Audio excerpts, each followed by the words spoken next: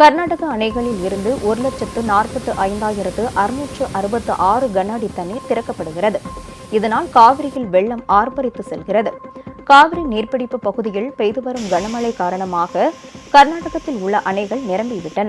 இதையடுத்து கிருஷ்ணராஜசாகர் அணையில் இருந்து 97,749 கன அடியும், கபினியில் இருந்து 47,917 கன அடியும் உபரிநீர் வெளியேற்றப்படுகிறது.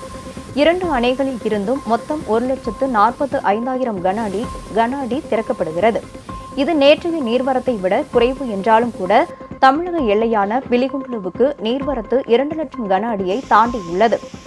இதன் காரணமாக ஒகேனக்கல் அருகே கூத்தப்பாடி என்ற கிராமத்தில் குடியிருப்பு பகுதியை நீர் சூழ்ந்திருக்கிறது. அங்கு வசிக்கும் மக்கள் சிரமத்திற்கு ஆளாகியுள்ளனர். ஒகேனக்கலில் இருந்து ஊட்டமலை வழியாக அஞ்செட்டி செல்லும் சாலையில் தண்ணீர் ஆர்ப்பரித்து செல்வதால் போக்குவரத்து தடை செய்யப்பட்டுள்ளது. இதன் காரணமாக அஞ்செட்டி, நாற்றப்பாளையம், தொட்டமஞ்சி, கோட்டையூர், உரிகம், தக்கட்டி ஆகிய மலை கிராமங்களைச் சேர்ந்த மக்கள் மிகுந்த சிரமத்திற்கு ஆளாகியுள்ளனர். இதேபோல் ஒகேனக்கல் அருவியில் குளிப்பதற்கும் பரிசலில் செல்வதற்கும் விதிக்கப்பட்ட தடை நீட்டிக்கப்பட்டுள்ளது. இதனிடையே இன்று காலை நிலவரப்படி மேட்டூர் அணையில் இருந்து 1,70,000 கன அடி தண்ணீர் வெளியேற்றப்படுகிறது. 11 மணிக்கு பிறகு நீர்த்திறப்பு 1,50,000 லட்சம் கன அடியாக குறைக்கப்படும் என அறிவிக்கப்பட்டுள்ளது. காவிரியில் வெள்ளம் கரைபுரண்டு ஓடுகிறது. காவிரி பாயும் மாவட்டங்களில் கரையோரம் வசிக்கும் மக்கள் எச்சரிக்கையாக இருக்குமாறு அறிவுறுத்தப்பட்டுள்ளது.